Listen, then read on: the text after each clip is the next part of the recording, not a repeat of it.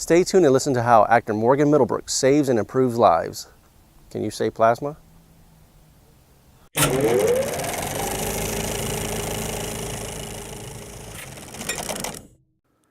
Before we start, I wanted to give a quick shout out to our good friends and sponsor, HostGator. If you're a serious actor, then you need a place to put your headshots, your resume, and your demo reel. So treat yourself like a business and get your own branded webpage. I personally use HostGator as my hosting provider and been with them for more than 5 years. So head over to thisweekinacting.com/HostGator, and as my gift to you, save an additional 25% off your first month's bill by using the coupon code ThisWeekInActing. All right, and now on to the show. All right, everyone. I got today with me Morgan Middlebrook. He's from Tampa. Morgan, talk to us a little bit. Give us our audience a little information about yourself. Tell us how you got started, and just give us a little background of what you do. All right. Well, first off, thanks for having me. It's a pleasure to be here. How I got started in acting was in high school. We had drama class. I mean, it was more than drama; it was technically theater. So I started in theater in high school, like end of freshman year, beginning of sophomore year. Just doing little plays. They would do two full length plays a year, and then at the end, they would give an opportunity for the students to actually write their own plays and cast their own plays and stuff too, and then they would put that on for the school and friends and family. Okay. So like that. Were you involved with the writing or anything? Any part of that? Yeah, I did. My senior year, I did write a play and cast for it. I can barely remember what it was about, honestly. No worries. But it's. I think it's good to actually, I think, start in theater. Not a lot of people get a chance to do that nowadays because they'll see movies and just say, "Oh, I want to be a part of that," which there's no shame in wanting to do that. I mean, if you're interested in something, definitely look into it. But I think it's more, it gets more personal. And you connect with, just being in front of an audience or camera in that sense. But being in front of an audience and working with people, doing constant rehearsals. We rehearsed every single day after school for weeks and stuff. Okay. And then we'd do, 2 showings and stuff like that. So that's how I began. So you started off with theater. Now, as far as doing that, I guess you said you did a little bit part of the writing and stuff like that to help out.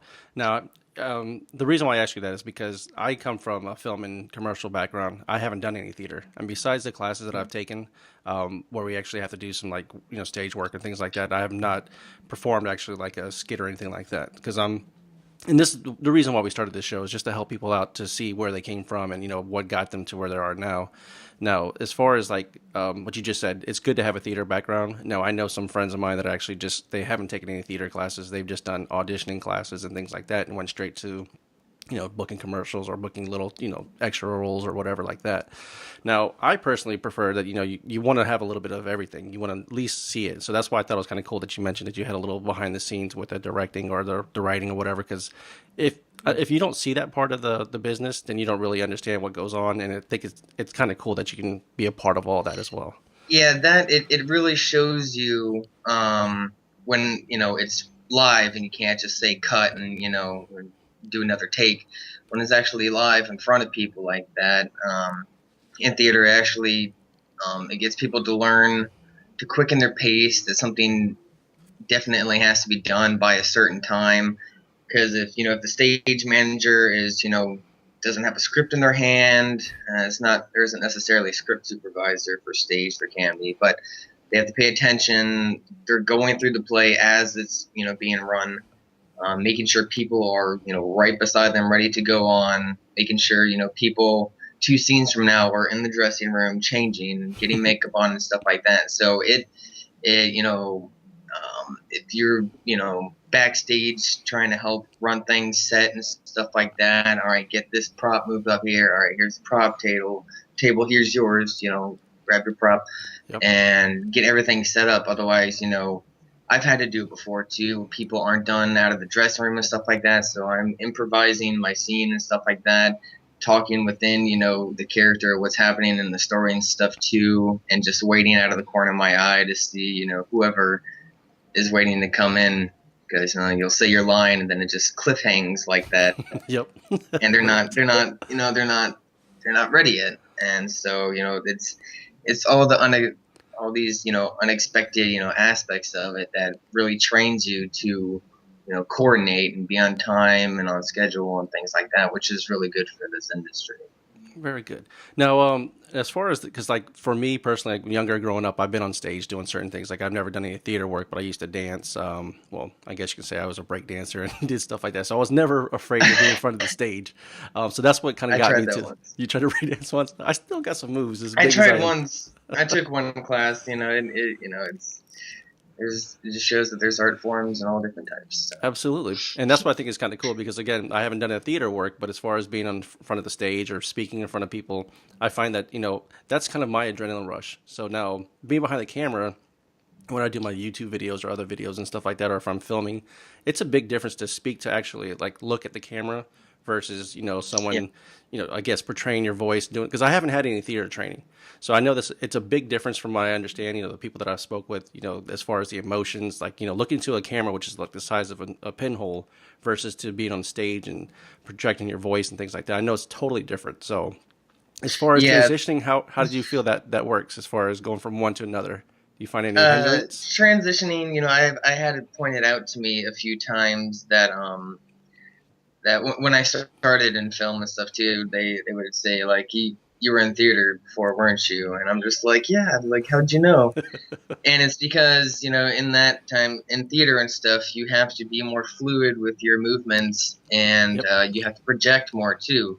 So I assumed that I was just kind of all over the place when the frame is right here and stuff, but yet I'm moving like over here and stuff like that, and like you just that's when that's what made me think that that's how they could tell that I was from theater and stuff like that. You know not necessarily overacting, but Gotcha. just trying to keep in that same field. But it's I had to remind myself that I'm no longer reaching to the person in the very back row of this auditorium or huge room. Gotcha. That it's right there. The camera's right in front of you. It's going to see everything you do.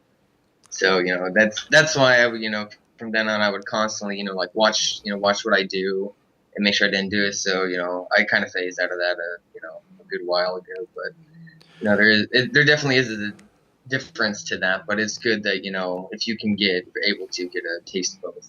Yeah. Now, I do know that you're a little, I guess you could say a double threat, because you actually are a musician as well. Yes, I do. I got about like four guitars like right over there and stuff too. I used to late middle, well, actually all middle school, early high school, I played violin, and then I got tired of taking that home and practicing that. So then I switched to guitar. I've been playing that for actually 10 years now. I just turned 25. Okay. Do you Is see any similarities between the two as far as like being on stage or being in, either theater or versus doing like music? any similarities?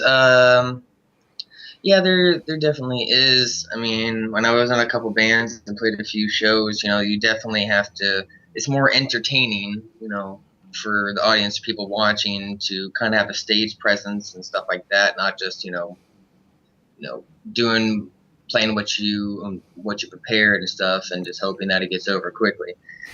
Yeah, so there's not that much similarity between music and like acting and stuff like that too. Just except for the whole, you're bringing something of your own to the table Okay. to show what you can do. So a Gotcha. little Now, bit.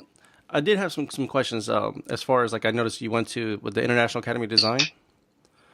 Yeah, so I was going there for a little bit for recording arts because that's when I was, more into music than Okay. acting and stuff too. But then with the, economy, collapse in 2008, 2009 and stuff like that. I got laid off from a couple of jobs in a row. Okay. Couldn't afford to take out any more loans and stuff like that. And everyone was just like, there's student aid and stuff like that. I was on that, but it doesn't necessarily make school free. So Gotcha. I kind of have to Well, let me ask you build that. from the background. This is actually a good transition because I kind of brought that up because of school and stuff like that. As far as like an acting career, trying to have a job, it's difficult. A lot of people want to know, like, as far as survival type jobs, what did you do? Did you find yourself, doing the typical waiter or bar back or any type of stuff like that, or what did you find, was best for your situation? No, I think because just from working in high school and just out of high school and stuff like that, I had done a lot of like food retail stuff, things that are people anyone could do, like like wash dishes or kitchen help and stuff Okay. like that, help clean up. And I never did, try to go for waiting tables or anything like that too. Just I don't know, just something I just can't handle how rude people can be to other human beings, and I see it all the time, and that's why I It is try to tough. stay I away from that. actually, Because I've done it myself. I've waited tables, so I know being behind behind the menu and just kind of take your order and stuff. I had to do that because again, I wanted to have a schedule that was flexible, and it was difficult. I mean, that's one of the main questions a lot of our audience actually ask us is like, what can I do as far as for work and stuff like that? How do you just got to do what you got to do? Because I know there's been times where there's been a lot of ramen noodles and macaroni and cheese because it was kind of hard, but I've been lucky enough sure, to have some side gigs that was able to generate income. But as far as like the life of an actor, it is difficult. It's something you want to do. I mean, so as far as like yeah, what you're, like you said, you had to wash dishes and stuff like that. But those are jobs that are flexible with hours. I mean, you can switch shifts and things like that. But as far as like, what do you feel that, what do you need to do in order to land more jobs or whatever? Do you think you got to get another job, or do you have to just stick with what you're doing, or what? Um, I guess just to backtrack a little bit, like one of the things that I did for extra money while I did have a day job and stuff was I used to donate plasma, which is where they would uh, stick a needle in you. They would draw out the blood and then separate the plasma. They would separate the cells from in this machine and then return the blood cells back to you. So the plasma would actually helps generate new new blood cells to Okay. people and stuff like that. So they would send that off, and then they would give you maybe like 20, $30 at a time and stuff like that. So it's equivalent to like donating like blood and stuff, but it's a more specific Okay. process for them. So I did that too. But as far as what I think I should do to be able to go forward and how I want to do, approach my career in this industry and stuff is well, what I planned out is that I'm not going to be one of those people who, and God, God bless them, Godspeed to them if they want to, but I'm not going to just flock out to L.A. or New York or something like Good. that, because I'm glad you said that. that's yeah, because I know a few people who I'll just see just like, oh, I'm going to LA, wish me luck. It's like I can wish you all the luck in the world, but it doesn't mean that do you have any idea how many people out there are doing the same exact thing you are, but probably already live in that city or already live in California. They're not flying across the nation to Yeah. go and do this.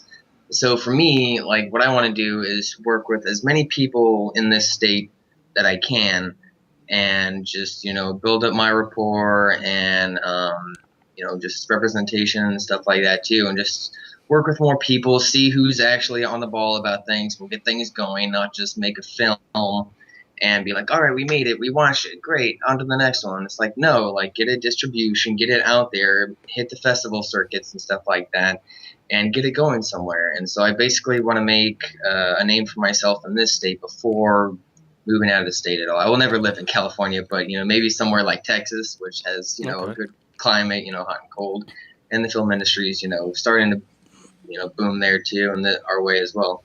Well, just to let you guys know, as far as the audience wise, he's actually a Floridian. We both are. We're actually, you're in Tampa, correct? Yes, You're in Tampa? yeah, Tampa, Florida. Yep, Mm-hmm. and that's where I'm from too. What a coincidence!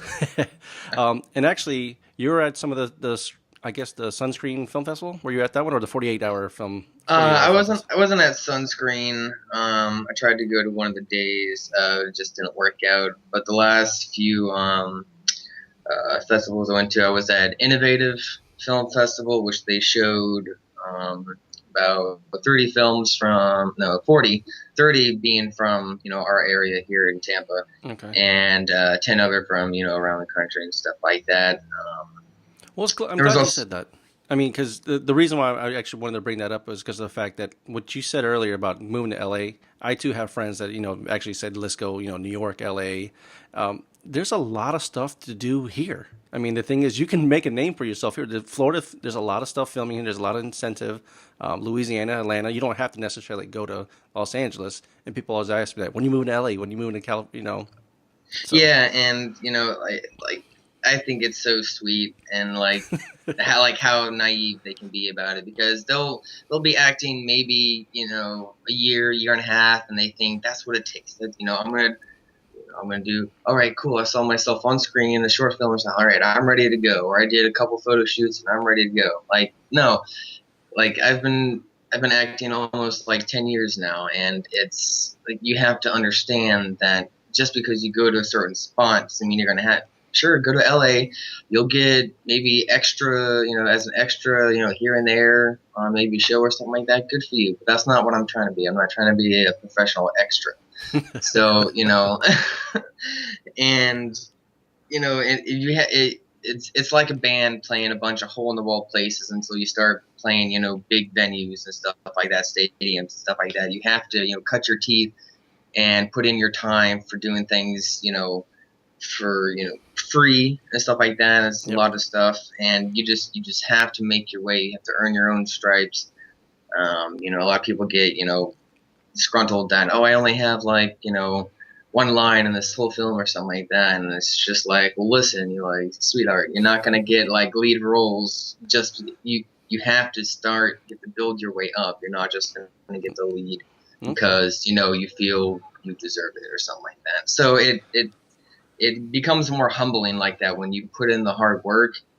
And of course, it gets a little frustrating when you might see people just, get it because they have a certain look or something like that, Absolutely. typecasting. But Well, that plays it's a more big humbling. role. I mean, a lot of people don't see that either. Because like when I first got into the acting, I thought the same thing. I was like, oh, I got to do certain things I need to do prior. But basically, I again, this is I'm going to tell you a little about myself so you guys the audience can understand. I have a different mindset than most people do as far as like playing basketball. There was never a shot I didn't like. I took every shot I didn't care, and if I missed it, I kept on doing it. And that's how I felt when I went to auditions. I didn't care if I didn't get it. I mean, obviously I do care. I'm not going to say I didn't because I took time off of work, drove there, got ready, got prepped, and did everything I needed to do. But once my audition was over, I left it behind. It didn't bother me. I just, that's if that was a no, guess what? The next one's going to be a yes. And I kept on thinking that way. So my mentality was a little different. But as far as like going into the business, I know my type. I know what I look like. I know. I mean, of course, I'd love to be the handsome role, but I'm not. I'm a little overweight. I'm not going to play the guy that's the action hero that's kicking butt unless it's a sloppy kick-ass movie or something like that where the guy eats donuts all the time. I know my role. I mean, I know that I could play that's what a lot of people don't get. They don't understand their type. And what you just said, if a person gets the role, it's not because one, they're a better actor than the next person. Is that at that particular point in time, the casting director, whoever it was, liked that person. So Right, it's what they're looking for. Yeah, exactly. so that makes a big difference. Now let me ask you this: as far as like you said, you've been acting for 10 years. What was you feel was your major, like your first major break that you said, okay, this is it. This is awesome. Now I made some connections. This is good. I'm on the screen. Or what was it? What was that moment that you felt? Um, I'm trying to think of the one because I almost had an instance a year ago, but that film fell through for multiple reasons. Um, it usually happens when I really like a script and like the character. I guess film wise, let me go back a little bit. I guess one thing that let me know that I can handle challenges and stuff like that was one play in high school. We actually did The Hobbit, Okay. and there was three main roles. There was Frodo, Gandalf, and Gollum, and I was actually casted as Gollum. But then the guy who was playing Gandalf actually backed out like a week before like dress rehearsal and then opening night and stuff. So I actually did two major roles, two Okay. principal roles in the film, and so I was just like, wow, I'm going back and forth between the dressing room, like taking off the wig and the hat and stuff, and I already had the bald cap for Gollum and stuff like that underneath, and Did you I know the line cut up. prior? How? I mean, Yeah, I knew both sets of lines for that's for awesome. the whole thing, That's and awesome, man. so that let me know that I could handle challenges, and I actually liked it after I did it too. Just being able to do two different characters like that, and then film wise, um, I think what makes me enjoy it more is when I have qualities like the character, like my first film I did called Ben Burgess. He's just this like teenage kid who he lives his life through the experiences of others. So like people come into his life and then leave and stuff like that. And so he's kind of dealt with how they made him feel and then how he feels now. And that's it was like a lot that I had been through and stuff too, with friends, family, like girlfriends and stuff like that of the sort. But I'm still waiting for the big breakthrough role to come Gotcha. through. It almost It'll happened, happen. like a couple times, but just got to keep working hard and Okay. be professional, have a good head on your shoulders, You and have it'll to. eventually come. You have to. Now, I just want to ask a few more questions here because this is like things that I know that a lot of people want to know. As far as like you know, who would you like to work with next, and what action steps are you taking to get there? Because that's really key. People don't know if you don't have a path, you're not going to go to where you want to go. So Um, it could be anybody, you know, director or TV show or film, whatever. Just like who would you oh, like you to mean work with, like and you what mean like steps like in general, in general? whatever.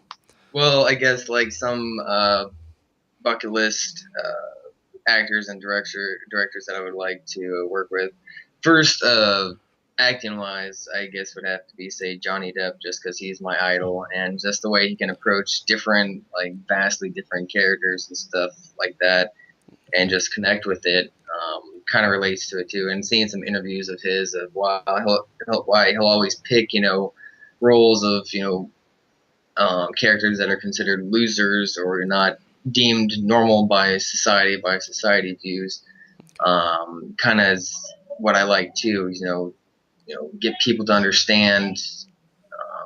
I like that we like to make the audience understand, think in a different way, and try Gotcha. to understand things that they're not familiar with. Okay. Just teaching lessons and stuff like that. And then director wise, um, I'd say one of my favorite directors that would wish to work with is Darren Aronofsky, Okay. who did Pi, he did Requiem for a Dream.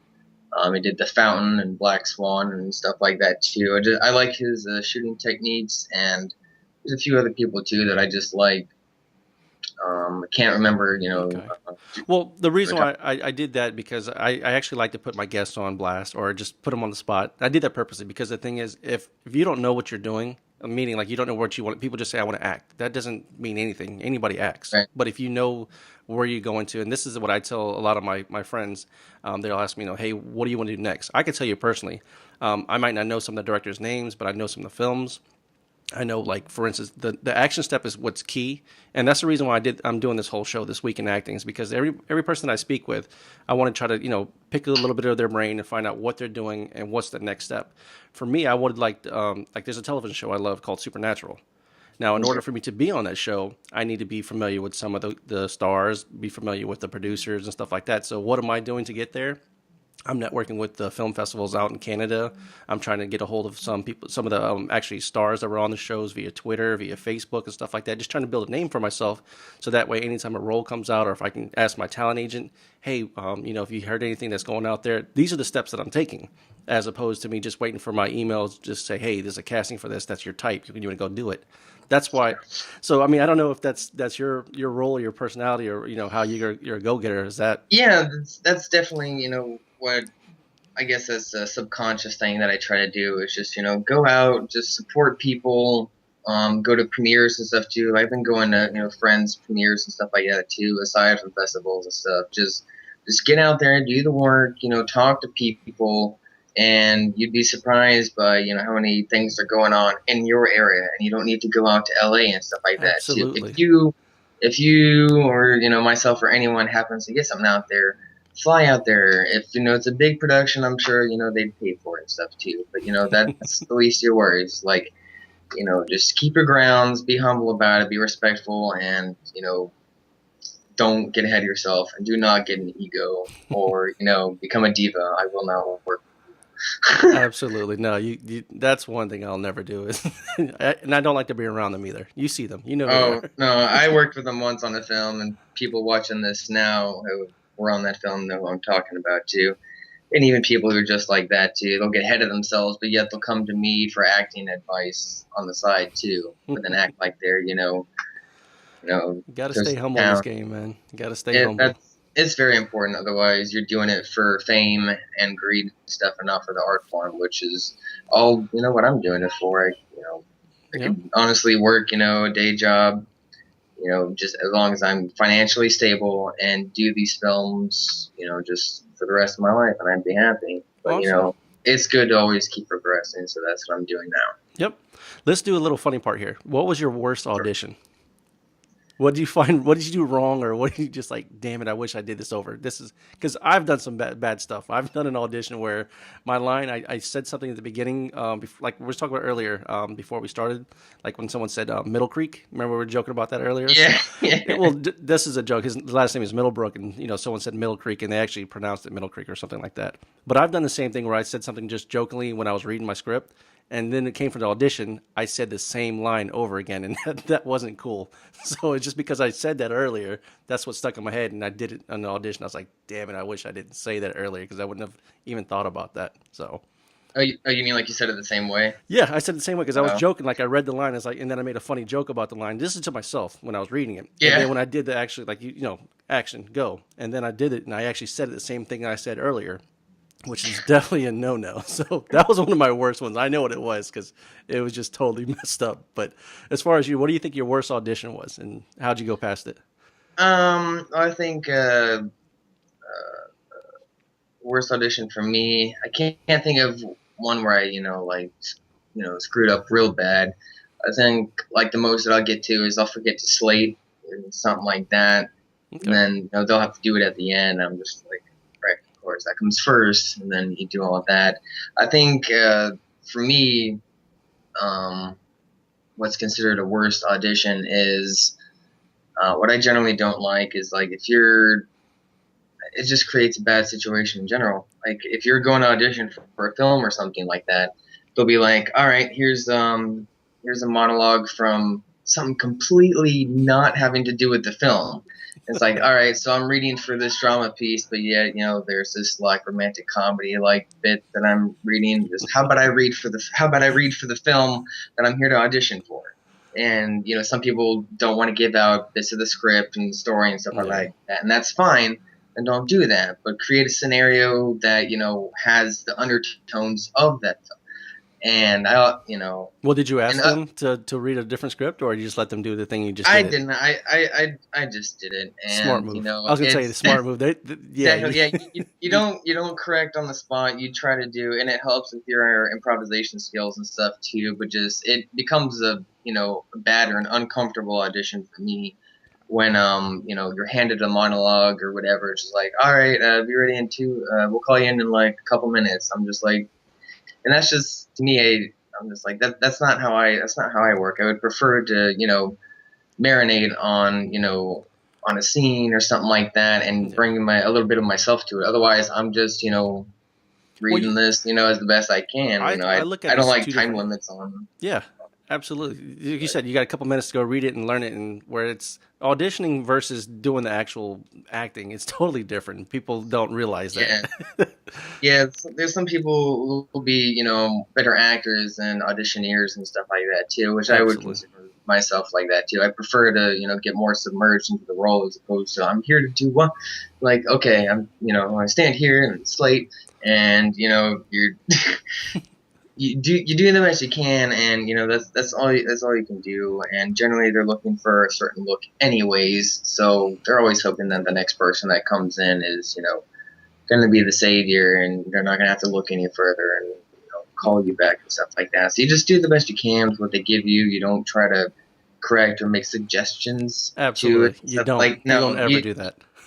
it'll be like, why don't we go ahead and try it this way first, and then I'll give you some notes. That's basically them telling you like, no, just read it like that. So Exactly. No, I've talked to a couple casting directors, and that's one of their pet peeves is when a person that reads it, just like you were mentioning, tries to adjust it themselves. No, you do what the casting director says. Say thank you, get on out. That's until and they'll call you back if they like you. Pretty much, that's how it works. Um, yeah, you're not running the show; they are. So. exactly. I thought that's the cast director. You're the actor. So just remember, as long as you know your role, it's going to be fine. Let me ask you this now: is if you had to do it all over again, from what you said, 10 years experience, if you had to start all over again, what would be the first thing you do, or what would be different you're doing now? Um, let's see. Well, I liked how I started in theater. That's good, so I wouldn't change that. Anything different wise, I guess I would have just started. As opposed to doing like one film like every other season or something like that. I probably just would have had it continuously going, so that way I got the ball rolling sooner. Okay. Get where I am now.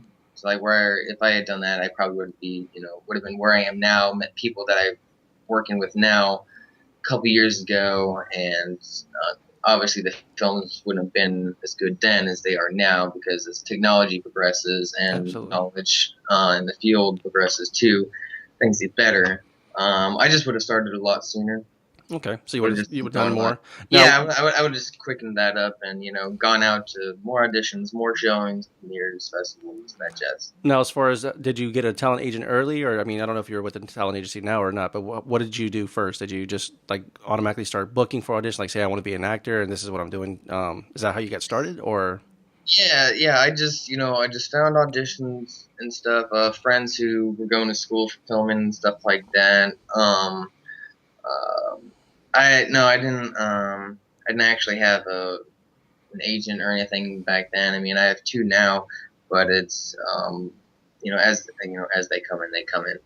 But I pretty much just took it all myself, did it myself. Just found auditions, just went to them, and I just that's what you have to do if you want to get somewhere. It's just Can't can't you do wait. it yourself, and you just go Yep. and give it your best shot, and just keep doing it, and learn from your mistakes, learn to better yourself, get better at the craft, and performances will get better, increase, and one day, you'll just hit that spot, the right film, right director, and cast and crew and stuff like that, and you'll get, Did all your work will pay off. So, Did you ever have a moment? Because I know 10 years is a long time for acting. That's a nice length of period of doing something.